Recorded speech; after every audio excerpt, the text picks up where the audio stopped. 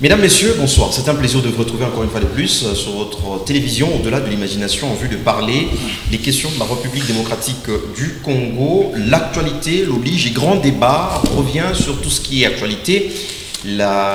L'équipe gouvernementale de Jean-Michel Sama-Lukonde Kyenge a présenté sa démission auprès du président de la République. Il faudra qu'on puisse voir le travail abattu par les Warriors, cette équipe du gouvernement de la République démocratique du Congo dirigée par Jean-Michel Sama-Lukonde. Nous parlerons également des personnalités qui devront diriger d'abord le gouvernorat de province, mais aussi l'Assemblée provinciale du Haut-Katanga. Dans cette émission et sur ce plateau, nous recevons les acteurs politiques. Nous avons Jérémy Banza, il est de Nouvelle-Élan, Adolphe Mouzito. Nous avons également Léon Xavier Kanoa, il est de l'AVC des Didier Boudimbu. Et aussi Gloire Mbaya, il est communicateur de l'ACO de Dani Banza Malouba. Chers intervenants, chers analystes, bonsoir et bienvenue. Bonsoir monsieur Jean-Paul. Merci.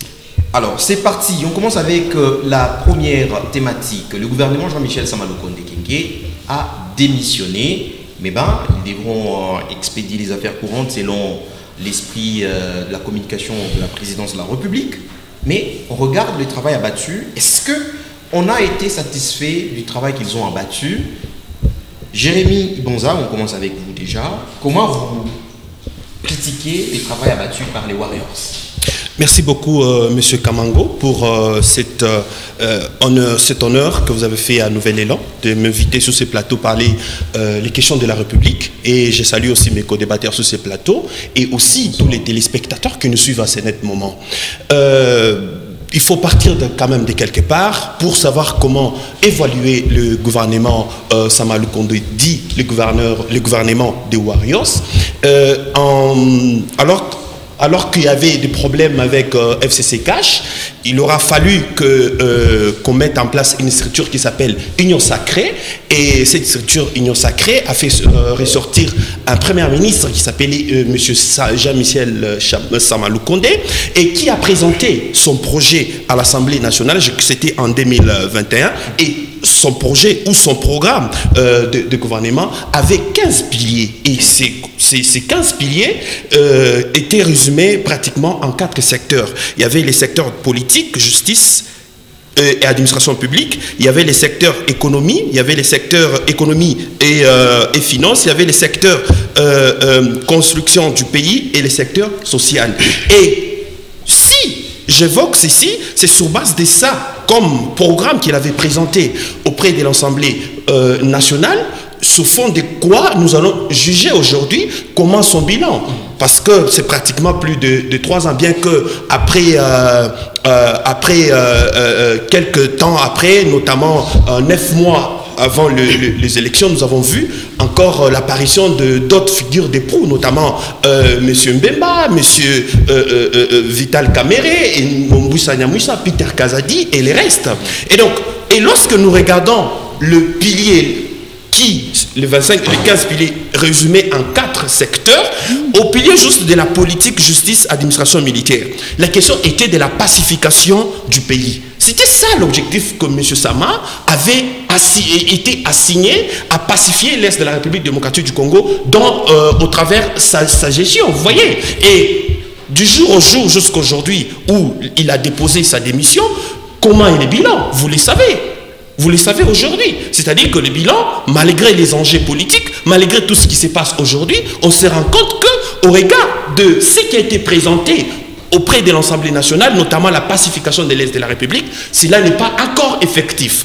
Il y a un autre élément, le renforcement de l'autorité de l'État. Dans ces secteurs, dans ces piliers ou dans cet élément, on se rend compte que nulle part, à part que il y a encore cette recrudescence de certains endroits où il y a un manque de l'autorité de l'État et ce qui entraîne même l'insécurité, ce qui nous sommes en train d'observer aujourd'hui, nous ne savons pas comment certains citoyens les maîtriser. Pourquoi? Parce que l'État n'impose pas son autorité. Rappelez-vous avec le phénomène Mombondo, rappelez-vous avec le phénomène qui s'est passé dernièrement lors des élections où il y avait un certain camp de partis politiques qui pouvaient se promener avec des machettes pour terroriser les autres Congolais. Vous voyez, marque de l'autorité de l'État. Et lorsque nous prenons l'autre élément, toujours dans le premier secteur, la lutte contre la corruption et les crimes économiques, vous avez vu pendant les 3 ans de mandat de M. Jean-Michel Samalou Kondé, vous avez vu comment est-ce que nous sommes allés des détournements. Nous avons vu comment est-ce que le personne qui était chargée pour l'exécution de certains projets, notamment, j'ai fait ici allusion au projet de la francophonie, la construction des infrastructures. Nous avons eu pratiquement plus de 50 millions de dollars qui ont été versés comme ça, sans pour autant savoir la traçabilité, parce qu'il y avait c'était dans des projets, plutôt dans des situations où il fallait débourser cette somme d'argent de manière un peu expéditive, puisqu'il y avait une urgence. Mais quand on regarde au fond, on se rend compte que les personnes qui étaient commises pour l'exécution de ces projets, il y a eu frappe. Vous voyez? Et lorsque nous prenons le pilier des finances et économie, dans le pilier des finances et économie, M. Samalou Kondé nous a dit qu'il allait améliorer l'amélioration du gouvernement, de la gouvernance dans la gestion des ressources naturelles, amélioration du climat des affaires, diversification de l'économie. Et aujourd'hui, vous voyez, bien que après quelques temps, une figure d'éproue, M. Vital Kamerhe est arrivé à ces postes ministériels de l'économie. Où sont les résultats aujourd'hui? Parce que la question était de maîtriser l'inflation, de maîtriser qu'il n'y ait pas cette dépréciation excessive de la monnaie locale par rapport à la monnaie étrangère qui est les dollars. Mais jusque-là, aujourd'hui, nous continuons toujours à pleurer de cette question où le panier de la ménagère n'est pas totalement assuré. Où aujourd'hui, lorsqu'on regarde par rapport même au prix des transports et consorts, c'est vrai qu'il y a des faits exogènes. Mais au regard de ce qui a été établi, de ce qui a été donné, de ce qui a été comme qui étaient les plans d'action de M. Samalou Kondé, au regard de ces 25 piliers, s'il faut les traiter ou les juger objectivement, on se dira que le bilan, en tout cas, n'est pas fameux. Le bilan, il est, on peut dire, chaotique. Le bilan est mitigé, c'est vrai, parce qu'il faut aussi le dire. Il ne faut pas être aussi, comme on dit, d'une mauvaise augure ou penser que tout ce qui a été fait était mal. Non, ici, c'est vrai qu'il y a eu des choses qui ont été faites, mais d'autres n'ont pas été faites au regard de ce qui a été donné par lui-même, M. Jean-Michel Samalou Kondé. Sur 100%, il serait à combien? Sur 50%, sur 100%, il serait à combien? Si je serais, ou je suis un bon professeur, objectivement, il donnerait 50. 50. C'est une réussite. Alors, Léon Xavier Kanoa, le gouvernement, Jean-Michel Samalou Kondé, il avait été, en tout cas, annoncé avec pompe, attendu à un grand niveau de réalisation au regard de ce qui s'est passé entre FCC Cash. Mais aujourd'hui, ils finissent 50%, ça serait en tout cas peu par rapport à ce qui était annoncé par lui-même Jean-Michel Samalou Kondé. Vous, personnellement, comment vous pouvez aussi apprécier ce gouvernement? Merci beaucoup, Monsieur Jean-Paul Kamango, pour l'invitation. J'ai dit également, bonsoir à tous nos téléspectateurs, également à tous les co-débatteurs qui sont sur ce plateau avec moi. Au fait, les 50%, ce n'est pas une page de l'évangile. Ce n'est que la cotation de notre co-débatteur de ce soir. Faudra-t-il se rappeler qu'il est de nouvel élan? Encore, faudra-t-il qu'il nous précise si une opposition modérée, de l'opposition ou il est encore de la majorité? Non, ici nous parlons nous sommes en train de faire une évaluation. Non, je vais te rappeler, nous faisons une évaluation. Donc ici, il n'y a pas besoin d'être de telle ou telle autre couleur. D'accord. C'est une évaluation objective que je suis en train de faire. C'est sur ça que tu dois me rencontrer. Merci, monsieur Jean-Paul, veuillez me protéger. D'accord, allez-y. Au fait, je tenais à dire que un verre, on peut dire qu'il est à moitié plein ou à moitié vide. Ça dépend de la bonne ou de la mauvaise foi de la personne qui est en face. Au fait, pour moi, lorsqu'on parle d'évaluation, il faut partir des objectifs qui ont été fixés au départ. Et lorsque nous parlons du gouvernement Sama Lukonde, j'aimerais que vous précisiez ici si nous parlons de Sama Lukonde 1 ou de Sama Lukonde 2. Parce que le gouvernement qui est démissionnaire, c'est Sama 2. Parce que le premier gouvernement, Sama 1, a été remanié à cause notamment du fait qu'il y a des personnes... Juste quelques têtes qui ont été injectées. Effectivement, c'est ces personnes qui ont semblé travailler avec nous. Malheureusement, ils naviguaient à contre-courant. Et ainsi, il était nécessaire de les mettre sur la touche et de recomposer une nouvelle équipe gouvernementale. D'accord, mais alors, ça ainsi, reste Sama à la tête. Ça reste quand même Sama à la tête. Et donc, il va falloir partir, au fait, préciser cette nuance-là. Au fait, j'aime la manière dont notre co-débatteur a fait l'analyse au début, lorsqu'il a épinglé les différents piliers. Je crois que pour mieux évaluer l'action du gouvernement Sama Lukonde, il va falloir partir secteur par secteur. Qu'est-ce qui n'a pas été fait avant l'arrivée de Sama et où est-ce que nous en sommes aujourd'hui, où Sama est en train de partir. Voilà. Alors, il a évoqué notamment l'aspect sécuritaire. Je tiens vraiment à dire, à l'intention de tous ceux qui nous suivent, que la situation sécuritaire que nous traversons aujourd'hui en RDC, notamment dans sa partie orientale, n'a pas commencé avec Sama Lukonde. Voilà. C'est une situation qui date des années...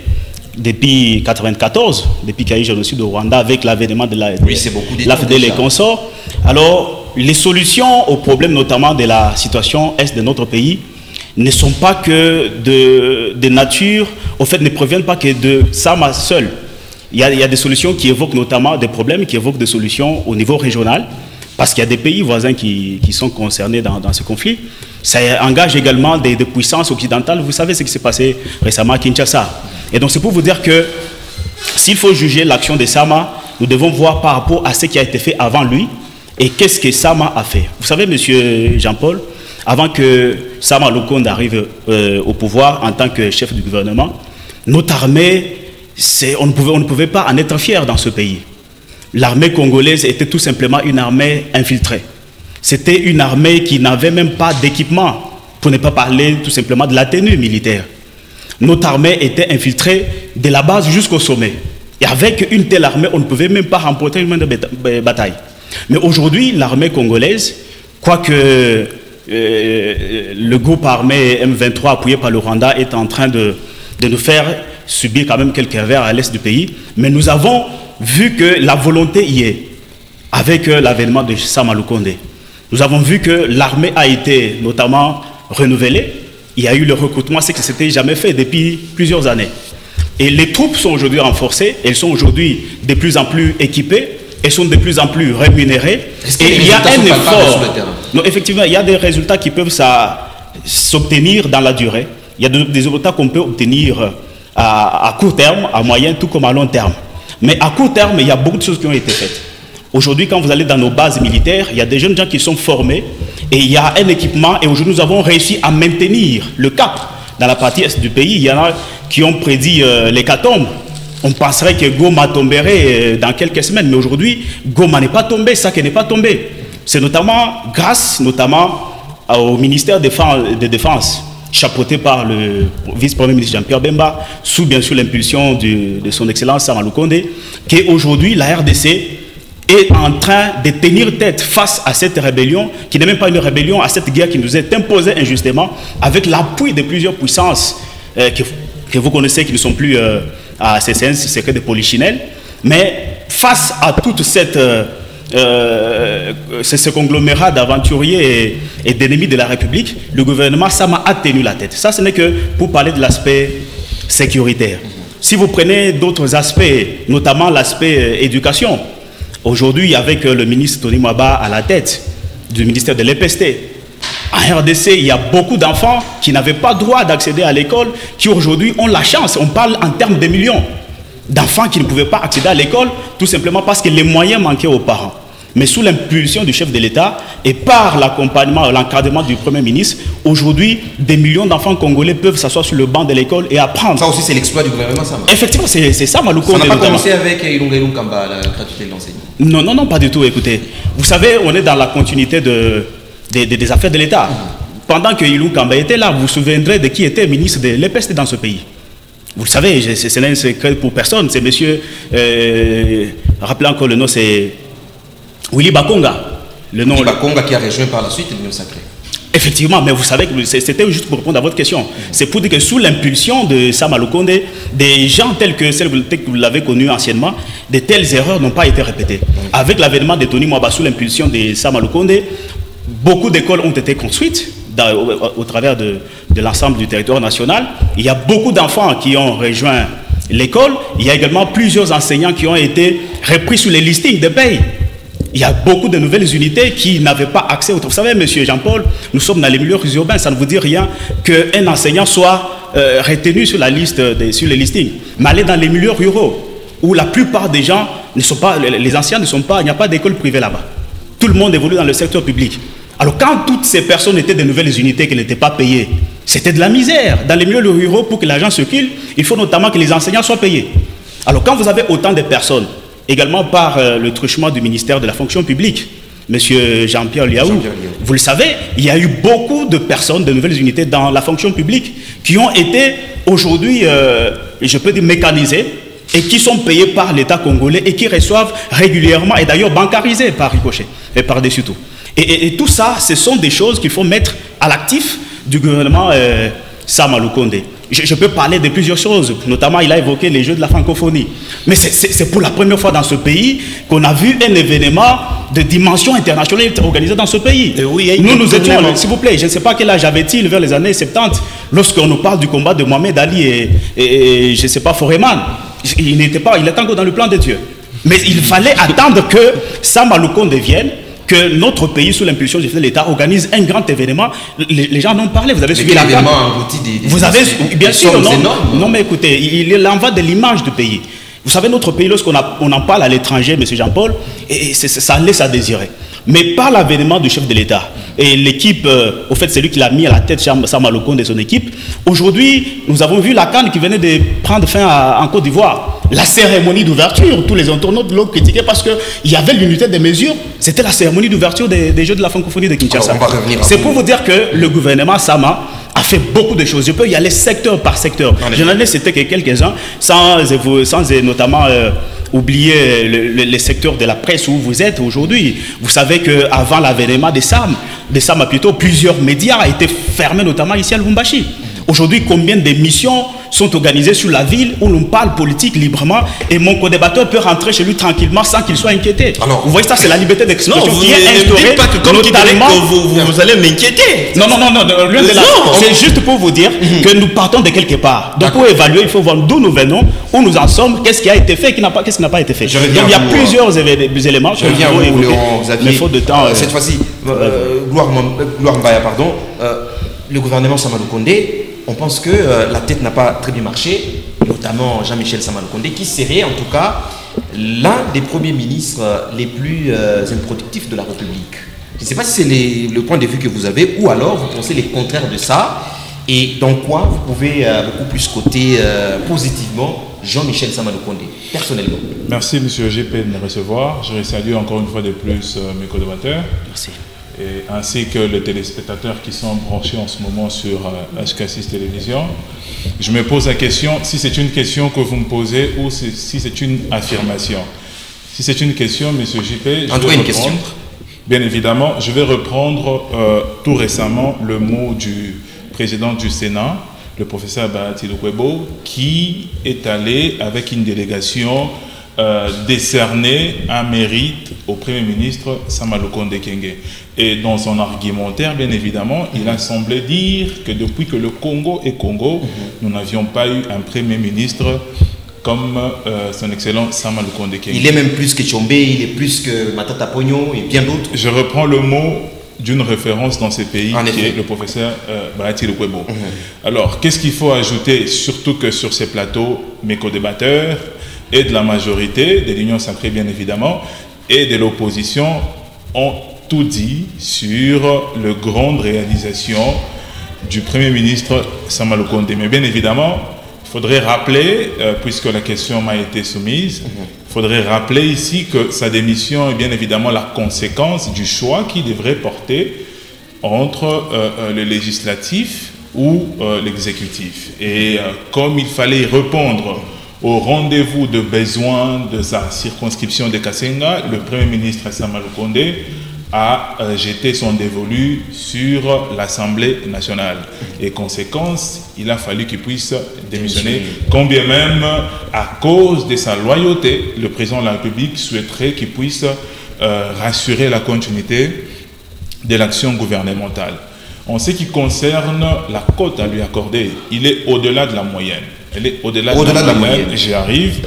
Mais avant d'y entrer dans le fond, très cher co-débatteur, monsieur le journaliste, permettez-moi de relever quelques défis que je nommerai ici comme de contraintes qui transcendent les régimes, qui transcendent les générations et chuter par le contexte dans lequel le Premier ministre et son gouvernement, Sama Lukonde, a pris le bâton de commandement.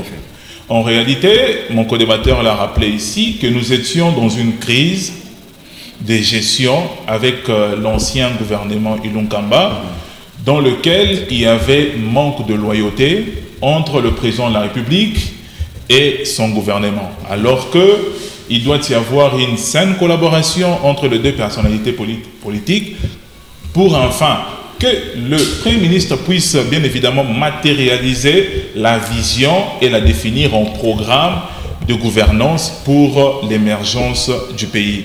Et vous allez vous rappeler qu'il y avait plusieurs ministres au niveau national qui tenaient tête aux instructions et injonctions que donnait le président Félix Tshisekedi à l'époque. Un manque de loyauté, il y avait des ministres qui étaient au sein du gouvernement mais qui répondaient aux obligations d'une autre personne qui n'était pas le président de la République démocratique du Congo. C'est dans ces contextes de crise de gestion qui menaçait, j'y arrive, la cohésion nationale, qu'est venu le gouvernement Sama Lukonde. J'accepte, je salue bien évidemment la logique de mon co-débatteur d'opposition qui souhaiterait que, avant d'analyser le quinquennat de Sama Lukonde, il faudrait fixer notre regard sur le programme que lui-même a présenté au sein de l'Assemblée provinciale. Mais avant ça, les défis dont je vous ai parlé, le premier, c'est les défis sécuritaires qui transcendent les régimes, qui ne dépendent pas du Premier ministre Sama, qui ne dépendent pas du prochain Premier ministre, puisque c'est une procédure en cours. L'insécurité dans la partie est de notre pays, monsieur le journaliste, c'est un fléau qui gangrène non seulement la partie de notre pays, mais la région tout entière. Et c'est au-delà, bien évidemment, des régimes, c'est au-delà des gouvernements. C'est-à-dire, nous l'avions vécu avec plusieurs premiers ministres, plusieurs gouvernements passés. Cela n'est pas une excuse de ne pas en ressortir une solution efficace et efficiente. C'est juste une analyse objective pour voir la profondeur de la problématique et d'en ressortir une solution. C'est-à-dire, c'est un défi qui transcende les régimes et les gouvernements. Le deuxième défi pour moi, c'est la corruption. Aujourd'hui, la corruption gangrène la majorité du chef de la population congolaise, secteur après secteur, niveau de responsabilité après niveau de responsabilité. C'est tout un système qui a plus de 10 décennies. Tout un système. Quand l'IGF même commence à être cité dans les histoires de corruption. C'est pour vous dire que la tâche, elle est énorme. La tâche est tellement difficile au point où je veux vous rappeler en passant qu'on avait une structure qui a été mise en place par le souhait du président de la République et nommé un Congolais à la tête de la structure pour lutter contre la corruption. Et le fameux Congolais s'est retrouvé dans la corruption. C'est-à-dire, c'est tout un système qui n'a pas été facile ou qui n'est pas facile à déboulonner. Et ce système transcende les régimes, ce système transcende les gouvernements. C'est bien évidemment un défi que vous et moi, que le Premier ministre Sama Lukonde avec son gouvernement est en train d'arrache-pied d'y travailler dessus pour les relever. Et le troisième, ça c'est d'ailleurs un discours que je tâche toujours à tenir à chaque fois que j'ai le temps de parler Congo, c'est l'irresponsabilité citoyenne. Pour moi, c'est un défi. Nous avons développé depuis plus de 10 ans, 15 ans, 20 ans, un discours d'irresponsabilité citoyenne. Quand tout va bien, ce n'est jamais un responsable au niveau national, au niveau provincial, au niveau municipal, c'est toujours le président de la République. Vous allez vous rendre compte que même pour inaugurer une simple école, pour inaugurer une simple route, c'est toujours le président de la République. Et quand tout va mal, ce n'est jamais un ministre, ce n'est jamais un gouverneur, ce n'est jamais un bourgmestre, ce n'est jamais un responsable au péage, c'est toujours le président de la République. C'est un discours d'irresponsabilité qui nous empêche d'identifier le profil à tous les niveaux de responsabilité. D'ailleurs, nous allons en parler, vous l'aviez annoncé, sur la gestion de la province. Exactement. Et le profil. C'est-à-dire, même lorsque nous allons arriver à ces points, vous allez vous rendre compte qu'il nous sera tellement difficile de critiquer objectivement la gestion de la province et même la responsabilité au niveau de l'Assemblée provinciale. Pourquoi? Parce que tout est ramené au président de la République. Dans des pays développés, très chers co-débatteurs, vous allez vous rendre compte que les citoyens, ils portent la charge de sa responsabilité. Il s'auto-questionne lui d'abord. Qu'est-ce que je ferai pour que mon pays se développe? Voilà. Mais ici au Congo, c'est nous-mêmes qui jetons des résidus à même le sol au centre-ville. C'est nous-mêmes qui s'élèvons pour dire le maire de la ville, il n'est pas compétent, il ne fait pas ceci, il ne fait pas cela. Pour moi, les trois défis, c'est des défis majeurs, énormes, qui transcendent les régimes et sur lesquels nous devrons nous concentrer pour trouver des solutions. Voilà. Alors, ils l'ont dit, c'est sûrement sur base du programme que nous allons nous baser pour en ressortir un résultat. Alors, très rapidement, ils l'ont dit, je vais ramasser mon co-débatteur d'opposition, parole contre parole. Bon, quand vous m'appelez au co-débatteur d'opposition, je ne comprends pas ce que ça veut dire. Bientôt, il va nous rejoindre. Nous en fait, non, ne dites pas qu'on va vous rejoindre. C'est une erreur. Moi, je pense qu'il faut dire qu'au moment, quand il faut servir la République, on est au-delà de la mêlée de nos couleurs politiques. L'intention n'est pas de vous fâcher. Si voilà. Non, loin de moi, me fâcher. Nous parlons République. Quand on parle République, on est lucide. Merci en tout cas. Ce que j'étais en train de dire, par exemple, sur le premier point, la pacification de l'Est du pays. À ce stade, nous sommes intellectuels, très chers co-débatteurs, monsieur journaliste. La population qui est branchée en ce moment comprendra que nous sommes des intellectuels. Et nous devons aborder des questions avec une approche tout à fait différente. C'est-à-dire, aujourd'hui, nous ne pouvons pas dire, parce qu'il y a encore la guerre à l'Est de la République, nous ne pouvons pas dire que rien n'a été fait. Ça, c'est une très mauvaise foi. C'est voir le verre à moitié vide. C'est une très mauvaise foi. Aujourd'hui, il y a eu de progrès dans la gestion du gouvernement Sama Lukonde. Il y a eu plusieurs progrès dans différents secteurs. Il y a également plusieurs réformes dans différents secteurs.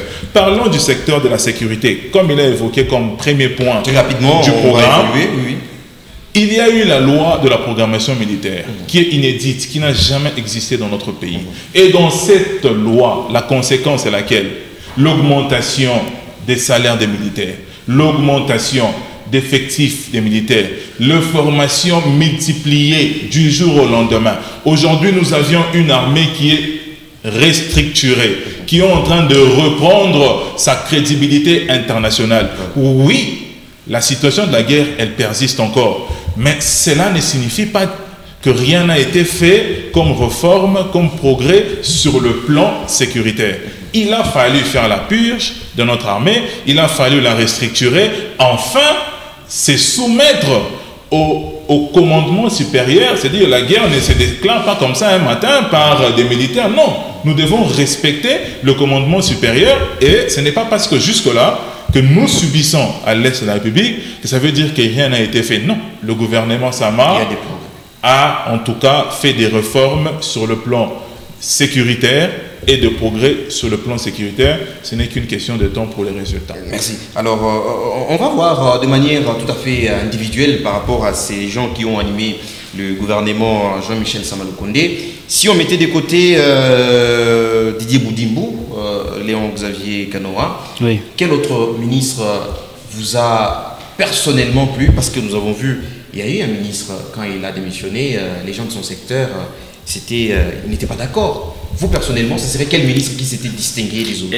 Effectivement, vous l'avez dit, mais avant de revenir à votre question, laissez-moi rebondir encore sur ce qui a été dit. Allez-y très rapidement, on doit passer à notre thématique. Je sais que le temps de parole de mon co-débatteur d'en face a été un peu long. Je ne sais pas si vous pouvez en tenir aussi compte pour nous. Allez-y. En tout cas, j'étais en train de dire que, au fait, pour renchérir avec ce qu'il disait, pourquoi est-ce que la guerre de l'Est aujourd'hui perdure? Je donne juste un élément parmi tant d'autres. Mais c'est parce que le chef de l'État n'a pas voulu négocier avec le M23. Okay. Mais pour quelle raison? C'est parce que on veut nous imposer comment on appelle encore, le brassage. Ça veut dire on prend les mêmes qui ont pris les armes contre la République, on les insère dans l'armée républicaine et demain ce sont eux qui vont vendre le plan de guerre à l'ennemi. Comment est-ce qu'on va gagner cette guerre-là? C'est ainsi qu'aujourd'hui, par exemple, le chef de l'État a dit nous n'allons pas négocier avec un bouc émissaire ou avec un garçon de course. Nous voulons voir le véritable responsable qui sont derrière tout ça. C'est ainsi que, parce qu'il ne faut pas seulement gagner la paix, mais la paix à n'importe quel prix. Nous sommes prêts à pouvoir en finir avec cette guerre-là, mais on ne va pas accepter n'importe quelle solution qui risquerait d'hypothéquer l'avenir de nos enfants.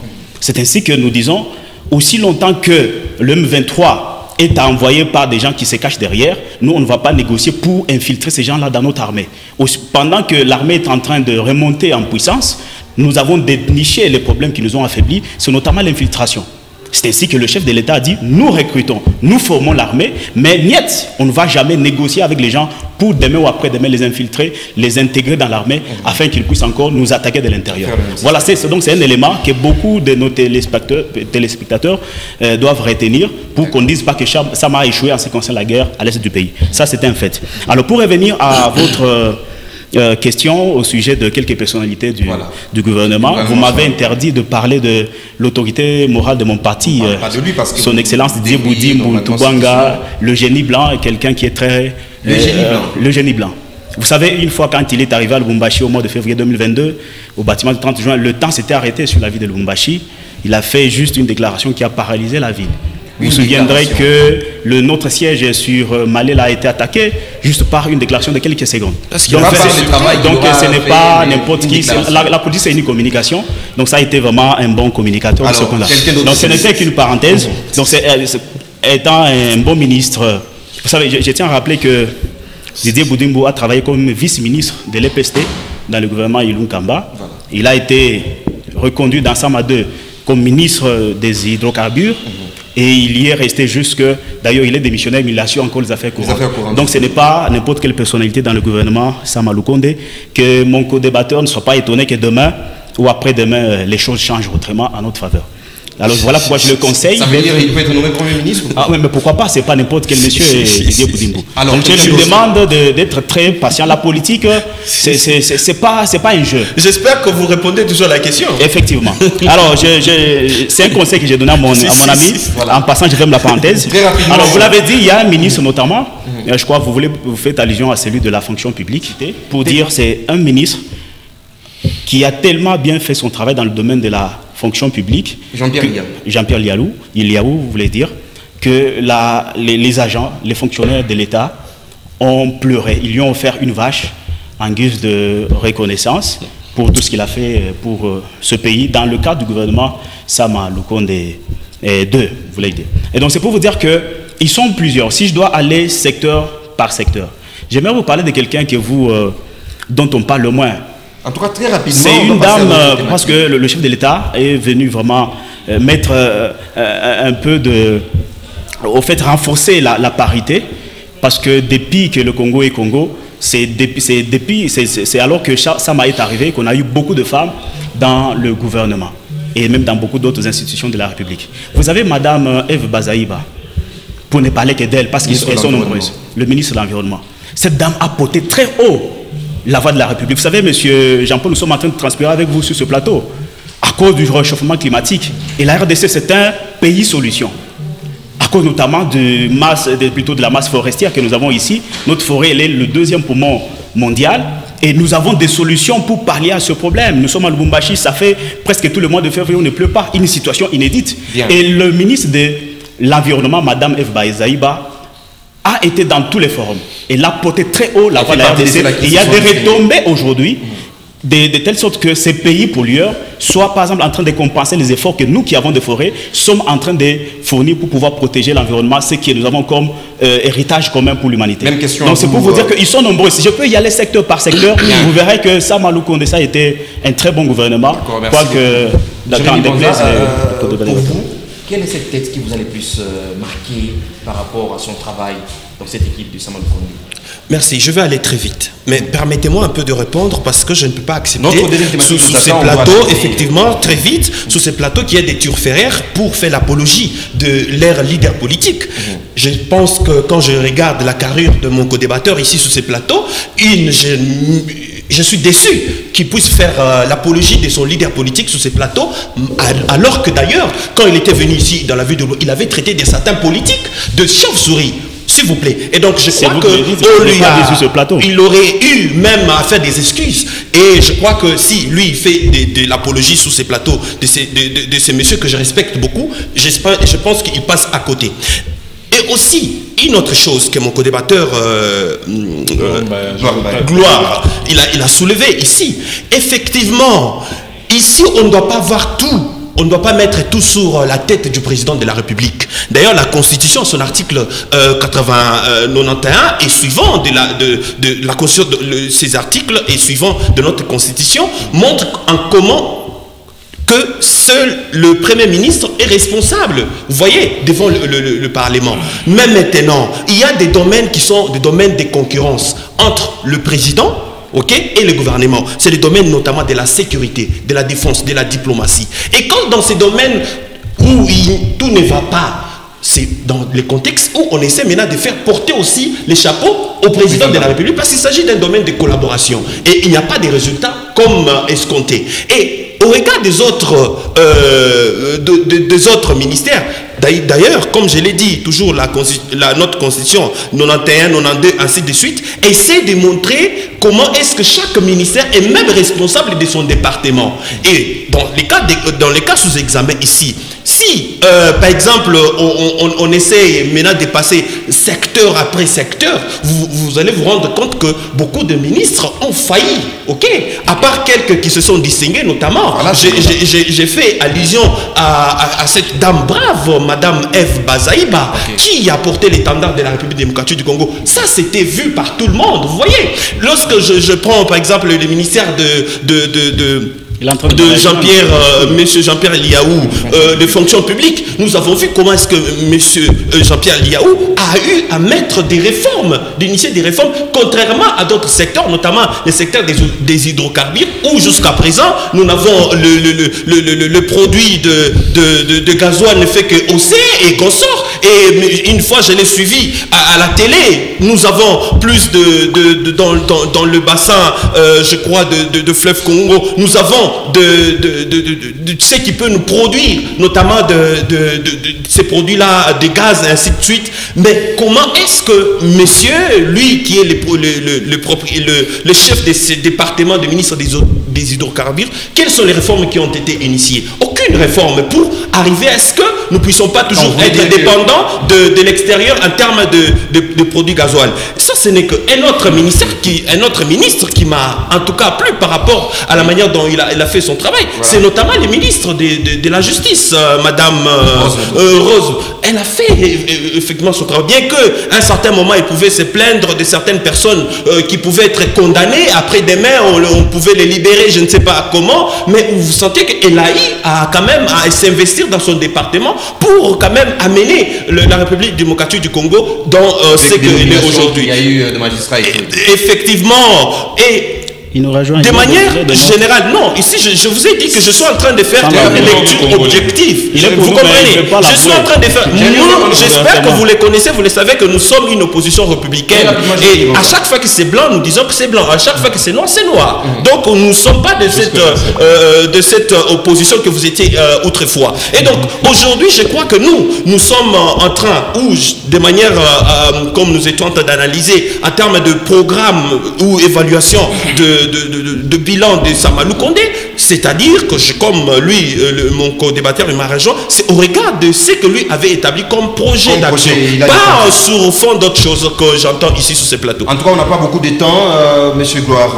Vous, personnellement, vous pouvez citer peut-être quelques noms, ceux-là qui vous ont marqué, sans beaucoup plus argumenter. On doit chuter avec le dernier sujet.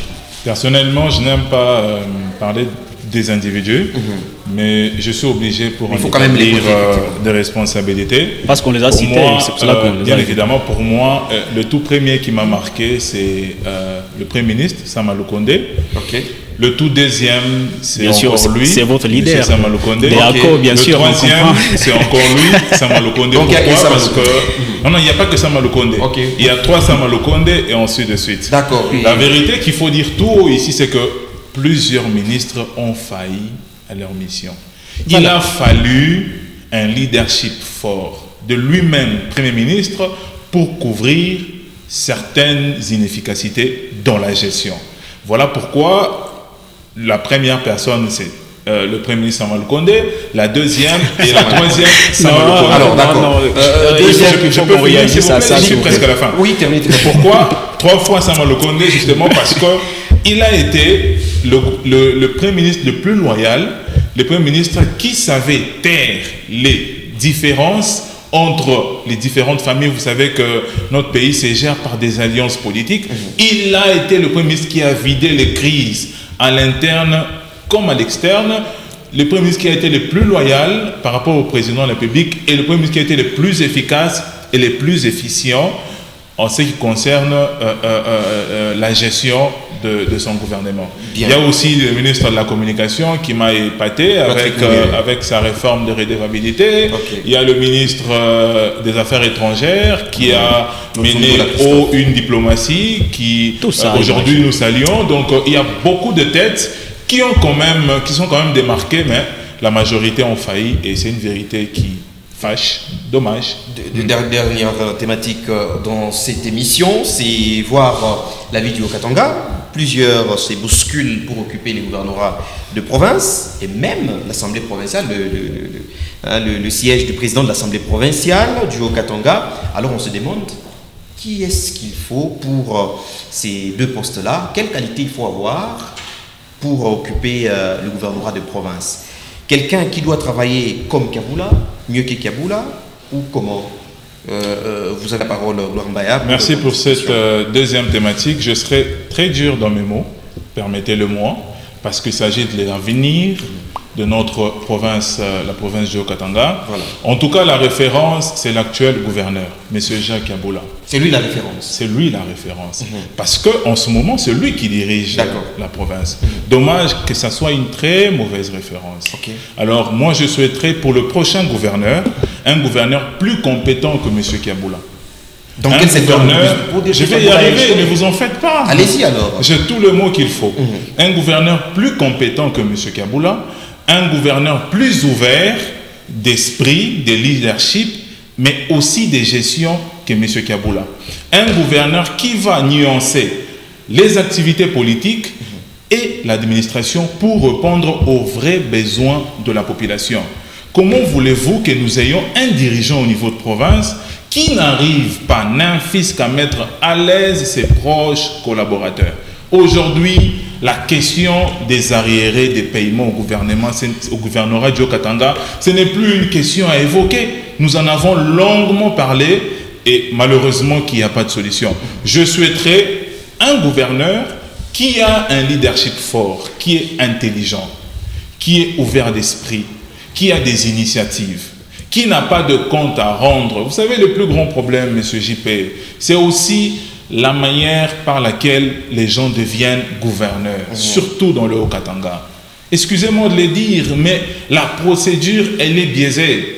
Quand un gouverneur est choisi, alors qu'on sait que la procédure normale, le gouverneur doit être voté à l'Assemblée par les députés provinciaux que nous avions envoyés à l'hémicycle provincial. Dommage que c'est une raison de forme, mais le fond est ailleurs. Le fonds se décide dans les associations socio-culturelles. Les fonds se décident à Luanzo, Lamikuba. Le fonds se décide à Saint-Pierre, des associations que j'aime, mais qui sont censées être apolitiques. Ces associations nous ont aligné plusieurs gouverneurs, mais aujourd'hui le résultat est totalement négatif. Pourquoi? Parce qu'ils ont un critérium attaché à eux. C'est-à-dire pour être gouverneur dans la province Djo-Katanga, une province qui fait frontière avec le Rwanda, une province qui est ouverte avec la Zambie, excusez-moi, une frontière qui est ouverte, vous voyez, par des collaborations. Il y a beaucoup de nationalités ici en province. Nous voulons un gouverneur qui va répondre à des critères qui rassurent l'émergence et non des critères isolés dans une association. Nous n'en voulons pas. Nous ne voulons pas également un gouverneur qui sera choisi au niveau de Kinshasa. Kinshasa, c'est la centrale de gestion, mais Kinshasa ne maîtrise pas absolument les vrais problèmes de la province de Djo-Katanga. Merci. Léon Xavier, vous personnellement, en très peu des mots, parce que en tout cas, les temps nous fait défaut. Quelles sont ces qualités que doit avoir le prochain gouverneur du Djo-Katanga selon vous? Merci beaucoup, M. Jean-Paul, de la question. Je vais répondre à votre question. Mais permettez que je précise une chose sur ce qui avait été dit sur ces plateaux. Parce que cette émission, elle est aussi pédagogique. Vous savez, les hydrocarbures, c'est un domaine très, très sensible actuellement, où nous parlons du réchauffement climatique. Ce sont les énergies fossiles, telles que le pétrole, le charbon, qui sont, entre autres, à la base du changement du climat. Et donc, lorsqu'on chapeaute un ministère comme celui-là, ce sont des ressources pour le pays. Nous devons les vendre, nous devons les valoriser, nous devons inviter les investisseurs pour qu'on les exploite afin que les dividendes profitent à la population. Mais lorsque vous êtes Didier Boudim, vous chapeautez un tel ministère, ou dans l'entretemps, F. Bazaïba fait le tour du monde pour convaincre l'humanité à abandonner les énergies fossiles pour procéder et revenir aux énergies renouvelables, ce n'est pas du tout facile. Donc moi je suis géographe, vous le savez, j'ai beaucoup de choses à dire à mon co-débatteur là-dessus. Si on peut en discuter. Même dans le couloir, je peux toujours lui donner la matière. Alors pour revenir maintenant à la province, j'aimerais vous dire ceci. Le Haut-Katanga, ce n'est pas n'importe quelle province. Le Haut-Katanga, c'est une province très stratégique. Et donc lorsque nous abordons des questions relatives notamment à la gestion de cette province, nous devons y aller avec beaucoup plus de souplesse. Parce que le Haut-Katanga n'est pas comme, excusez-moi pour nos téléspectateurs qui nous suivent, ils peuvent être de cette contrée, c'est pas comme la Chuapa, c'est pas comme la Lomami ou je sais pas encore quelle province. Ça, c'est une province qui est de par son apport au trésor public et de par les sociétés minières qui sont implantées et de par les populations qui vivent dans cette région, c'est un carrefour. Voilà. C'est une province qui représente beaucoup. Vous savez, nous avons 26 provinces, mais toutes n'ont presque pas, si on doit vraiment être concret, je suis géographe, je sais de quoi je parle, n'ont pas le même poids. C'est ainsi que, pour moi, c'est lui qui devra diriger, porter les destinées des populations vivant dans cette province. Ça doit d'abord être un fédérateur. Quelqu'un qui comprend que dans une province comme celle-ci, il y a plusieurs communautés qui vivent et il doit être quelqu'un qui est à l'écoute de tout le monde. Ça doit être également être quelqu'un qui se met à la portée, au fait, qui se met au-dessus de la mêlée, notamment des batailles politiques. Je vous donne l'exemple du gouverneur Kiaboula, auquel il a fait allusion. Mais j'aimerais plutôt prendre cette personnalité dans un sens beaucoup plus positif que les gens n'ont même pas beaucoup plus fait attention. Comment est-ce que Kiaboula est arrivé au gouvernorat? C'était lors des élections de 2018. Il était de la famille FCC Cash, FCC. Lorsque le chef de l'État se retrouve président et qui n'a pas une majorité parlementaire, non seulement à l'Assemblée nationale, mais aussi dans l'ensemble des assemblées provinciales, c'est que le chef de l'État ne devait pas avoir de gouverneurs proches à lui. Tous, sinon presque, étaient de la mouvance FCC. Mais il fallait composer avec ces gens-là. Et le gouverneur Kiaboula, qui était proche du FCC, lorsque la coalition capote, il n'a pas fait comme les autres. Le gouverneur Kiaboula a été tellement malléable qu'il a accepté de travailler avec le chef de l'État. Qu'il a transhumé. Non, pas la transhumance, c'est plutôt... non, vous savez, il faut faire la différence. Donc Kiaboula, c'est un homme d'État. Quelqu'un qui comprend qu'au-delà des intérêts politiciens, des familles politiques, c'est quelqu'un qui a pu comprendre qu'au nom des intérêts de l'État, je peux comprendre les uns et les autres pour pouvoir diriger cette province. Écoutez, monsieur. Vous savez, les agents du gouvernement, je ne sais pas si mon co-débatteur travaille au gouvernement ou pas, je ne sais pas. La province du Haut-Katanga, ce n'est pas seulement quelques personnalités qui travaillent au gouvernement. C'est 6 provinces, c'est autant de, et plutôt 6 territoires, c'est autant de villes qui sont dans cette province. Nous devons parler en termes de cette grande province et non pas d'une minorité qui est au Parlement. Je ne sais pas encore donner mon point. Je ne parlais juste que d'un seul. Vous avez pris beaucoup de temps. C'est-à-dire vous avez pris beaucoup de temps de répondre à la question. Malheureusement, vous étiez dans d'autres choses. L'État nous fait des fautes, Jérémy Baza. Très rapidement, vous avez peut-être 30 secondes. Vous, les qualités, vous pouvez les épingler. Très vite. Oui. Très vite en tout cas. D'ailleurs, vous l'avez entendu sur ces plateaux. Mon co-débatteur ici, géographe ou géologue, n'a pas nié le fait que son ministre, son leader a échoué, mais il a juste justifié. Alors, très vite, pour répondre à votre question, c'est que nous avons besoin d'un gouverneur qui, sur fond de compétences, sur fond de travail, parce qu'il ne doit pas être quelqu'un qui doit penser comme s'il était dans une sinécure où il travaille moins mais il gagne beaucoup. Il ne doit pas être quelqu'un beaucoup plus qui pense que le Haut-Katanga ne se limite qu'à la ville de Lubumbashi. Non, le Haut-Katanga a 6 territoires. C'est même pas le gouvernement seulement. Quelqu'un qui doit connaître tous ces territoires. Et moi, je m'en moque, en tout cas des gens qui pensent qu'il faut toujours quelqu'un, un autochtone. Mais je m'en fous. Quelqu'un qui soit compétent, quelqu'un qui est digne de connaître le méandre politique, quelqu'un qui a la science de gestion des affaires, celui-là mérite. Je ne veux pas être quelqu'un qui, le redevance minière de 25% qu'on donne à la province, on ne sait même pas comment on affecte ces sommes colossales dans les projets d'impact visible dans la ville dans le Haut-Katanga. Ça ne doit pas être quelqu'un qui, quand on lui pose des questions, quelles sont les recettes annuelles du Haut-Katanga, quelqu'un qui n'est pas à même de nous dire. Et moi, je pense à ce niveau ici, ce qui se passe au niveau national, notamment chaque samedi, qui est une séance, un briefing avec vous, le chevalier de la plume, où vous posez des questions au gouverneur, où vous posez des questions au ministre, de dire ce qu'ils ont fait avec l'argent des redevances minières et autres choses. Je crois que vous vous rappelez des derniers briefings lors de ce jour du travail du chef de l'État. Il y a eu un briefing au gouvernorat. Vous avez senti comment dans les chefs de ceux qui dirigent la province du Haut-Katanga, il y avait des déficits, notamment sous les chiffres qu'on doit connaître. Une province qui a pratiquement 132 425 km² avec une population de plus de 400 millions. Des choses qu'il faut beaucoup plus maîtriser pour permettre à ce que le Haut-Katanga ne soit pas comme toutes les autres provinces et qu'elle puisse demeurer dans le cap où la province qui produit et qui finance beaucoup plus le budget national. Mais aussi pour chiter, ça doit être un gouverneur qui maîtrise les compétences exclusives de la province du Haut-Katanga ou les compétences liées à la province. Merci beaucoup à vous, chers invités, Jérémy Banza, Léon Xavier Kanoa, Gloire Mbaya. Merci à vous d'avoir répondu à notre invitation. Merci, mais... En tout cas, on va se revoir prochainement. Oui, le temps ne nous permet pas. On va se revoir prochainement pour analyser toutes ces questions-là, les temps que nous puissions arriver aux élections de ces gouverneurs et même du président de l'Assemblée provinciale du Haut-Katanga. Mesdames, Messieurs, vous l'avez très bien compris, par ici prend fin ces numéros des grands débats sur votre télévision. On se retrouve très très prochainement. Au revoir. Au revoir.